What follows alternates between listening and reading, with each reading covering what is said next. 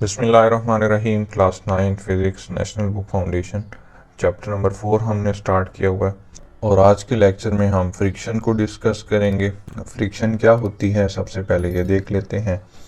आपने कभी नोट किया होगा कि अगर आप एक बॉल लो, ठीक है, और उसको रोड के ऊपर या अपने कोई भी चीज़ है, टेबल है, कुछ भी है, उसके ऊपर रोल करा दो तो क्या होगा, कुछ देर बाद आहिस्ता आहिस्ता स्पीड उसकी स्लो होगी और बिल्कुल एट द एंड वो स्टॉप हो जाएगा, रुक जाएगा।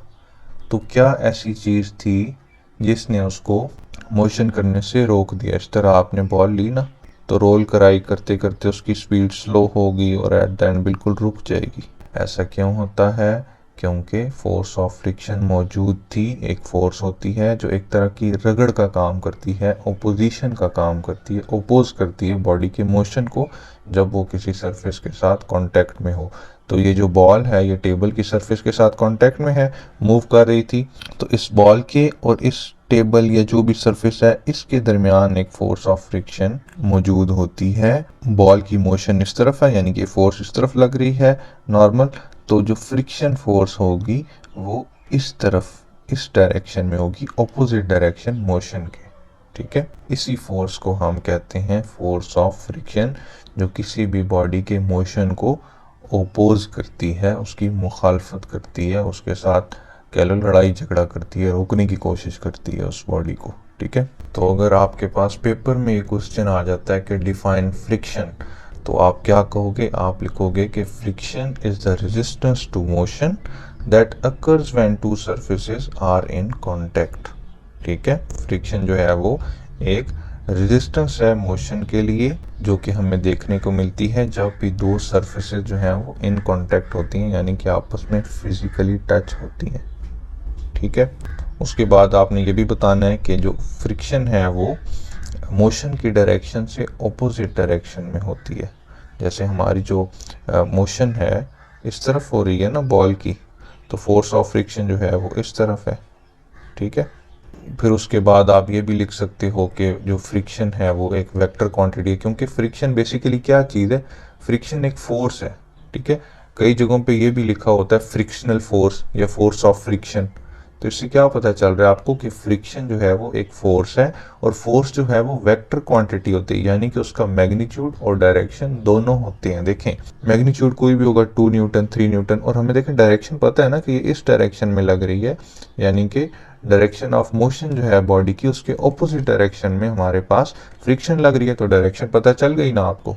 ठीक है, तो ये एक वेक्टर क्वांटिटी है और एंड पे आपने इसका यूनिट बताना है। जाहिर सी बात है, फ्रिक्शन एक फोर्स है तो उसका यूनिट क्या होगा? फोर्स वाला ही होगा, यानी कि न्यूटन होगा।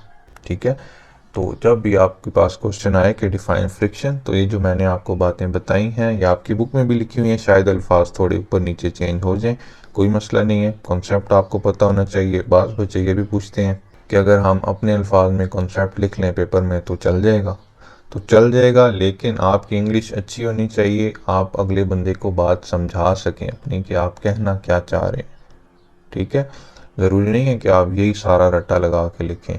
मैंने आपको पहले भी कहा है कि जैसे फ्रिक्शन की डेफिनेशन है, डेफिनेशन आप पंजाब टेक्स्ट बुक जो आपके पास, शायद आप लोगों में से बहुत सारे बच्चों ने प्री 9th में वो बुक पढ़ी होगी, उसमें बहुत अच्छी डेफिनेशन लिखी होती हैं पिंक बॉक्स के अंदर, आप वो लिख सकते हैं, कोई इशू नहीं है। लेकिन आपने बात पूरी समझा देनी अगले बंदे को।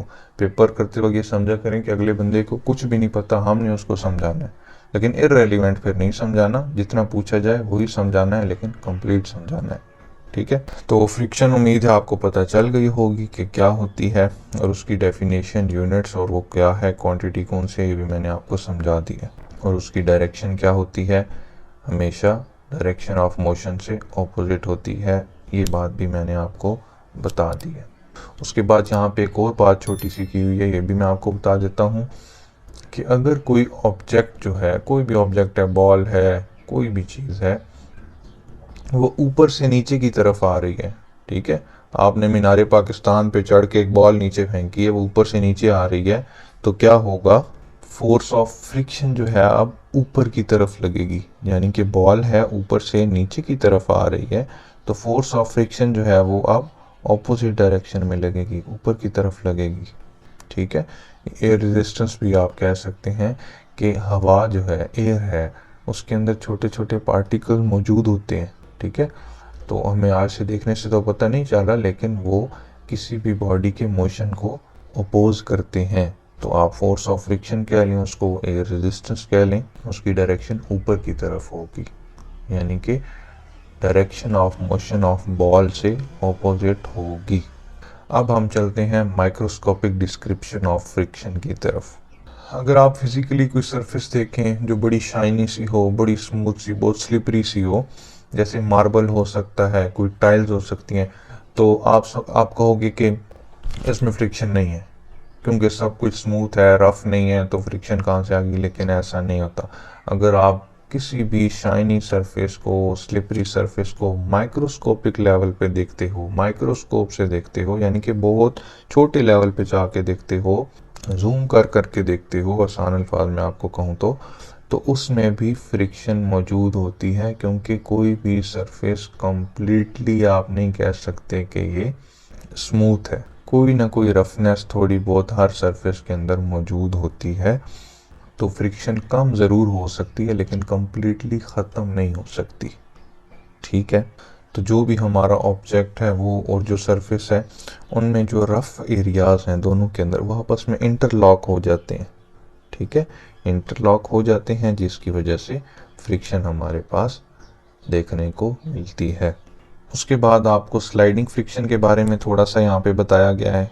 इससे आगे कंप्लीट टॉपिक भी मौजूद है स्लाइडिंग फ्रिक्शन का, लेकिन यहाँ पे भी एक एग्जांपल दी गई है आपको। आपके पास टायर है ना जो साइकिल का, उसके साथ ब्रेक पैड्स लगे हुए होते हैं, ठीक है। ये जो ब्रेक लगती है, साइकिल रुकती है, ये जो एग्जांपल है ये है स्लाइडिंग फ्रिक्शन की, ठीक है।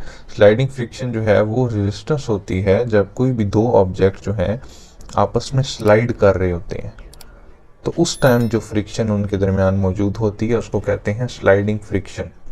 बाईसाइकिल चल रही है, ठीक है, एकदम आपने अपने हाथ से ब्रेक लगाई, तो क्या होगा, ये जो ब्रेक पैड्स लगे हुए हैं साइकिल के रिम के ऊपर, ये प्रेस हो जाएंगे अंदर की तरफ, और साइकिल का जो रिम है टायर का, उसको ग्रिप कर लेंगे।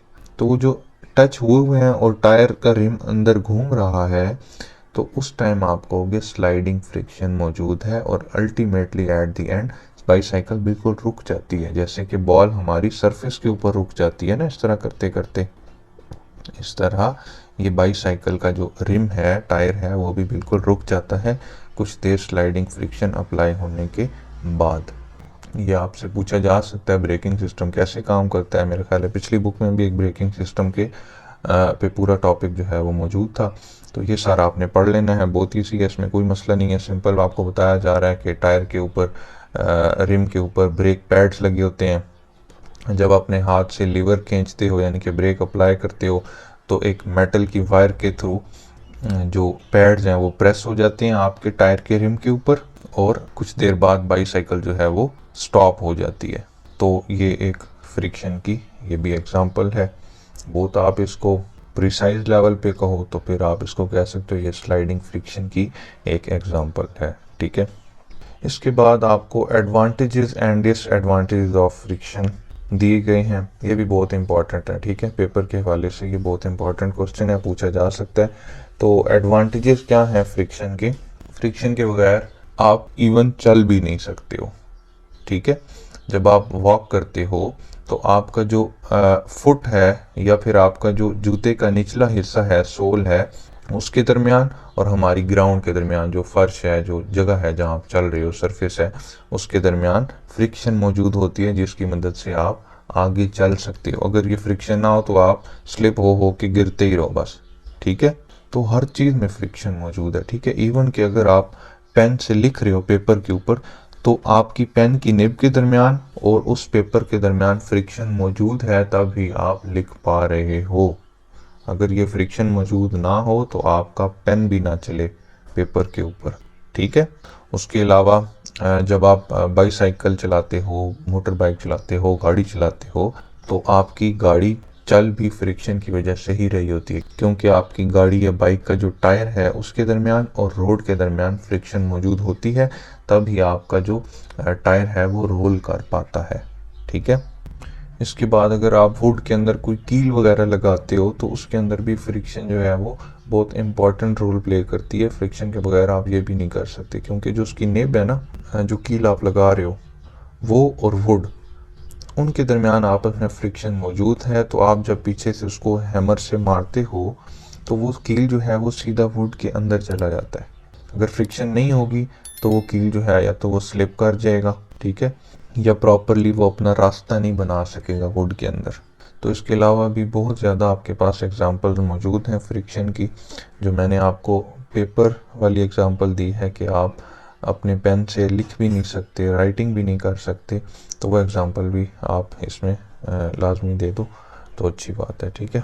इसके बाद डिसएडवांटेजेस ऑफ फ्रिक्शन हैं ये वाले, ठीक है, कि किस तरह से फ्रिक्शन जो है वो हमारे लिए प्रॉब्लम भी कॉज कर सकती है। जहाँ फ़ायदे होते हैं वहाँ नुकसानात भी हैं इसके, लेकिन फ़ायदे ज़्यादा हैं, ठीक है। तो फ्रिक्शन की वजह से जो ऑब्जेक्ट्स, मशीनरी है फॉर एग्जांपल, उसके जो पार्ट्स मूव कर रहे हैं, ठीक है, जब फ्रिक्शन ज़्यादा हो जाएगी तो उनकी मूवमेंट जो है वो स्लो हो जाएगी, उनकी मूवमेंट स्लो हो जाएगी, जिसकी वजह से जो मशीनरी है वो हीट अप होना शुरू हो जाएगी, क्योंकि उसकी एनर्जी बहुत ज़्यादा लग रही है, बिजली भी ज़्यादा लग रही होगी। जैसे कि अगर किसी चीज़ में आपने ग्रीसिंग नहीं की, ऑयलिंग नहीं की किसी मशीन में, तो उनके पार्ट्स के दरमियान जो है वो फ्रिक्शन ज़्यादा हो जाएगी। बाज़ औक़ात आपने देखा होगा मोटर्स वगैरह से अजीब अजीब आवाज़ें आना शुरू हो जाती हैं, फिर हम उसमें ऑयलिंग करते हैं तो वो हमारे पास ठीक से काम करने लग जाती है। तो जब वो आवाज़ें आ रही होती हैं उस दौरान जो मशीनरी है वो गर्म भी हो जाती है, उसके जो पार्ट्स हैं वो गर्म भी हो जाते हैं, क्योंकि फ्रिक्शन बहुत ज़्यादा हो जाती है, ठीक है। फिर बहुत सारी हमारे पास जो मशीन की एनर्जी है वो फ्रिक्शन को ओवरकम करने के लिए, यानी कि फ्रिक्शन के साथ लड़ते लड़ते बहुत सारी एनर्जी मशीन की ज़ाया हो जाती है। ये भी हमारे पास एक डिसएडवांटेज है, ठीक है। इसके बाद जो थर्ड पॉइंट है, प्रोड्यूस वेयर एंड टियर, यानी कि अगर आप मशीन्स की बात करो तो ज़्यादा फ्रिक्शन होने की वजह से उसके जो पार्ट्स हैं वो वक्त के साथ साथ घिसने शुरू हो जाएंगे, ठीक है, कम होना शुरू हो जाएंगे। कोई भी कटर है, कोई भी ऐसी चीज़ है, फ्रिक्शन की वजह से उसकी लेंथ कम होना शुरू हो जाएगी, उसकी एफिशिएंसी कम होना शुरू हो जाएगी, डिग्रेडेशन होना स्टार्ट हो जाएगी। तो एट द एंड जो हमारे पास उसकी मेंटेनेंस कॉस्ट है, जो हमने मशीन को रिपेयर करना है, वो बढ़ जाएगी। इस तरह से हमारे पास फ्रिक्शन जो है वो प्रॉब्लम कॉज कर सकती हैं। तो आज के लेक्चर में इतना ही। नेक्स्ट लेक्चर में हम इंशाल्लाह मेथड्स ऑफ रिड्यूसिंग फ्रिक्शन को डिस्कस करेंगे। तो चैनल को सब्सक्राइब कर लें ताकि वो वीडियो भी आप तक आसानी से पहुंच जाए। नेक्स्ट वीडियो में मिलते हैं, तब तक के लिए अल्लाह हाफ़िज़।